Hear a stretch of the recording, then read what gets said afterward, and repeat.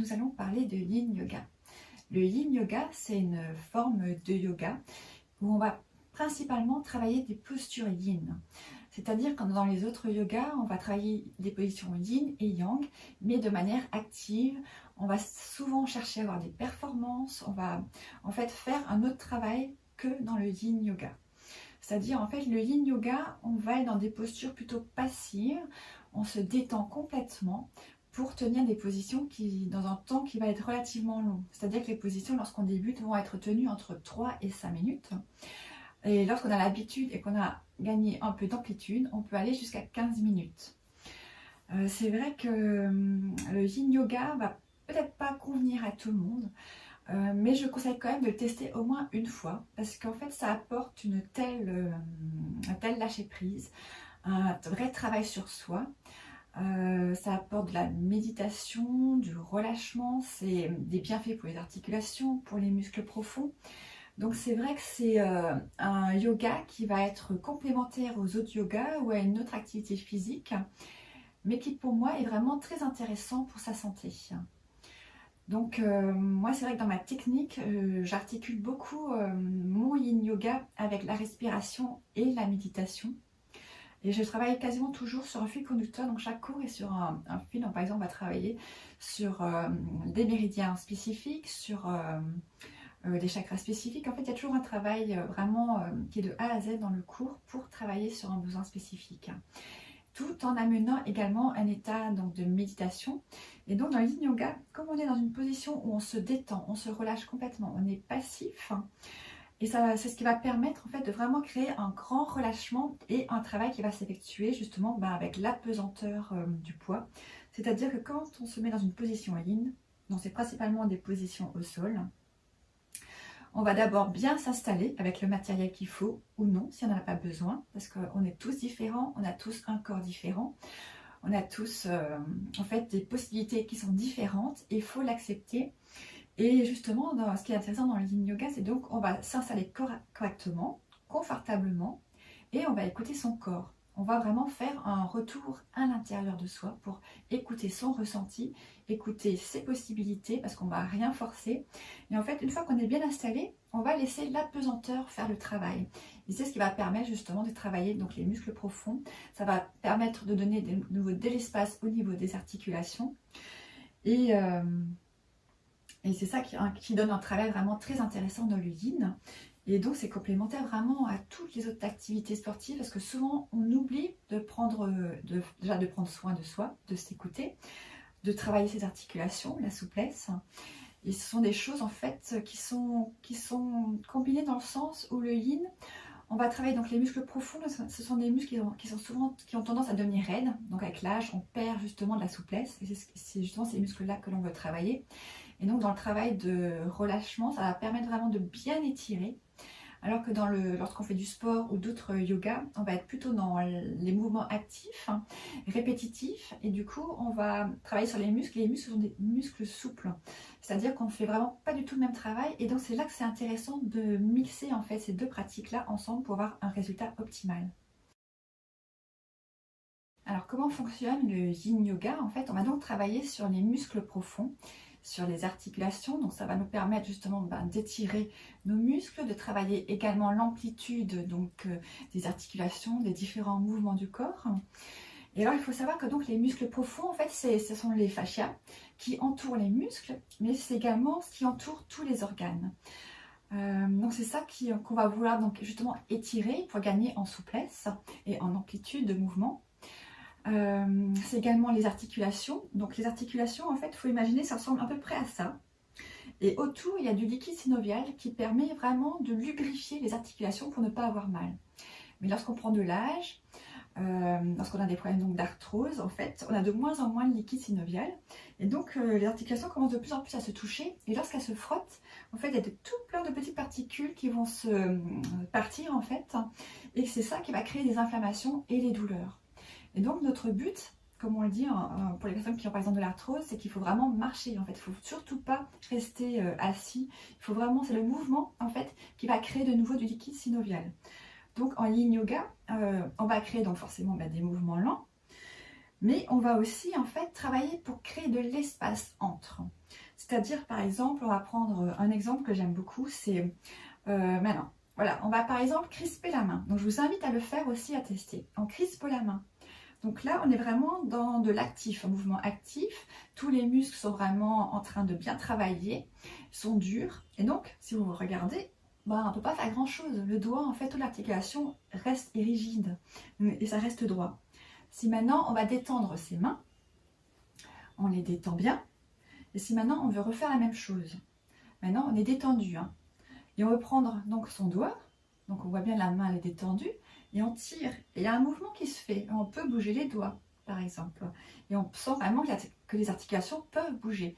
Et c'est là qu'on se rend compte, en fait, qu'en étant détendu, eh ben, on peut travailler sur les articulations et sur d'autres parties du corps que l'on n'a pas forcément l'habitude. D'où l'intérêt donc de faire du yin yoga.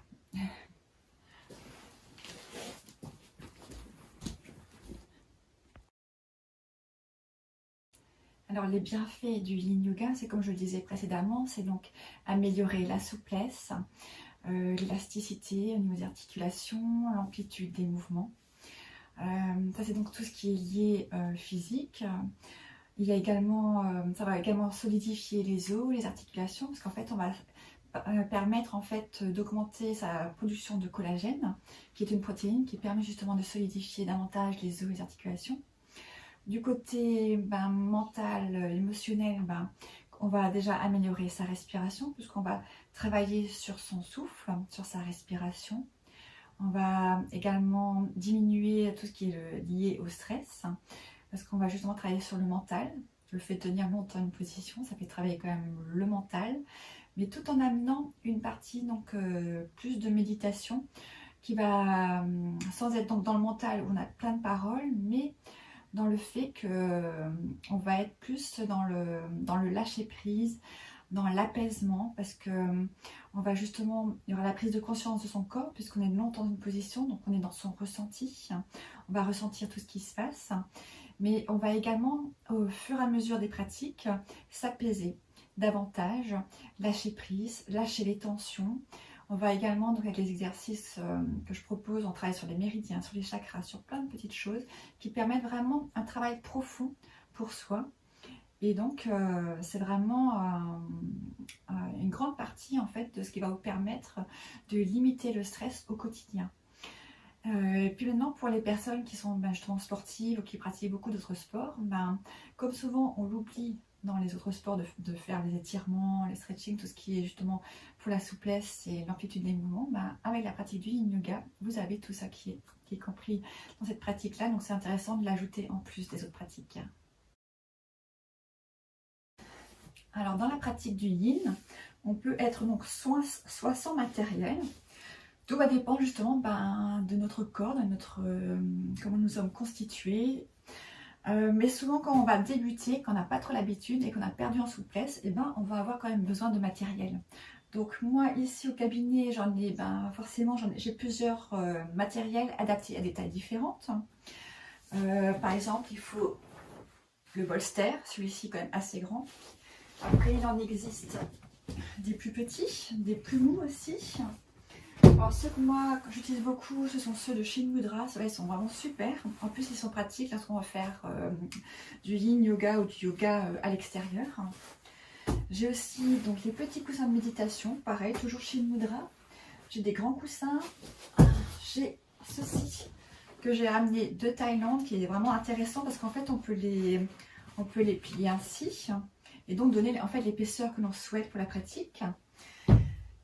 Il faut également donc des blocs. Mais là, je vous montre en fait, c'est du matériel, si vous l'avez, c'est super. Mais si vous ne l'avez pas, ce n'est absolument pas grave en yin yoga. On n'est pas du tout obligé d'avoir tout ce matériel avec soi. Donc, il existe des briques. Mais par exemple, les briques, vous pouvez les remplacer par un gros livre, un dictionnaire par exemple. Là, j'ai mes ceintures de yoga, mais vous pouvez très bien utiliser un foulard à la place. Pour ce qui concerne les bolsters et les coussins, vous pouvez utiliser des coussins. Des simples coussins de la maison, des coussins de votre salon par exemple. Voilà, c'est tout, on n'a besoin de rien d'autre.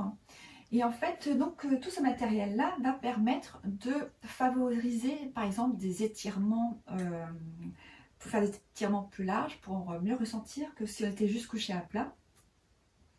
Ça permet vraiment d'amplifier les mouvements, mais aussi d'être bien installé. Par exemple, si on est dans une position où on a du mal, par exemple, à ouvrir les jambes, ben, on peut caler avec les brides, parce que dans le yin yoga, les positions que l'on va faire, on doit être installé confortablement, parce qu'on va tenir les positions longtemps.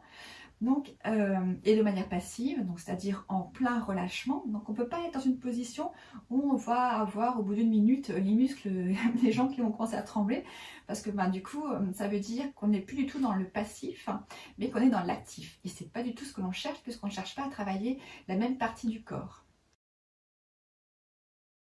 Donc comme toute technique énergétique, parce que l'Yin Yoga, on travaille sur tout son ensemble énergétique. Quand on travaille sur les points de méridien, ce sont des points énergétiques également, les chakras, tout ça. Donc c'est vrai qu'il est intéressant de boire aussi beaucoup d'eau à la fin d'une séance, mais également les 48 heures qui suivent, pour permettre justement une meilleure circulation des énergies, mais pour également éliminer les toxines que l'on a pu accumuler, qu'on a pu permettre de les disloquer pour les faire partir. Voilà, si vous avez des questions sur cette pratique, n'hésitez pas à me les poster en commentaire. Donc à savoir que je pratique donc des cours individuels en Yin Yoga. Je pense l'année prochaine, si avec ce qui se passe actuellement, si ça se passe mieux, il y aura également des cours collectifs en salle. Et sinon, c'est tout nouveau, ce sont les cours donc en ligne. C'est pour le moment les dimanches matins de 9 h à 10 h. N'hésitez pas à me proposer d'autres horaires si jamais il y a d'autres horaires qui vous conviennent mieux. Voilà, donc il y a toutes les informations sont sur mon site, donc behappygreen.fr. Vous avez juste à cliquer sur l'onglet yoga pour avoir toutes les informations sur le Yin Yoga. Sur mes cours, il y a également mon agenda, vous pouvez voir donc, les prochaines pratiques donc, de Yin Yoga et toutes les autres choses que je propose. N'hésitez pas à me rejoindre donc, sur Instagram, à vous abonner à ma chaîne YouTube si ce n'est pas encore fait, en pensant à vous abonner en cliquant sur la petite cloche pour être averti à chaque fois que je mets une nouvelle vidéo. Voilà, je pense que je vous ai à peu près tout dit. Je vous souhaite une très belle pratique. Ah oui, à savoir qu'il y aura certainement bientôt quelques vidéos de Yin Yoga que je vais vous proposer en vidéo YouTube. Ce sera des vidéos un peu plus courtes qu'un cours qui dure quand même 1 heure à 1 h 30 avec moi. Parce que c'est vrai qu'après mes cours de Yin Yoga, j'aime bien encore faire une méditation et puis faire des échanges, discuter, répondre aux questions. Donc des fois ça va jusqu'à 1 h 30. Donc là je vais quand même vous proposer quelques vidéos, mais ce sera des formats plus courts pour les personnes qui n'ont pas trop le temps dans la semaine, mais quand même avec des exercices qui sont importants pour votre bien-être. Donc ce sera peut-être des cours qui font 20 à 30 minutes je pense. Voilà, écoutez, on se retrouve bientôt pour de nouvelles vidéos. Je vous souhaite une très belle journée. Bisous, bye bye.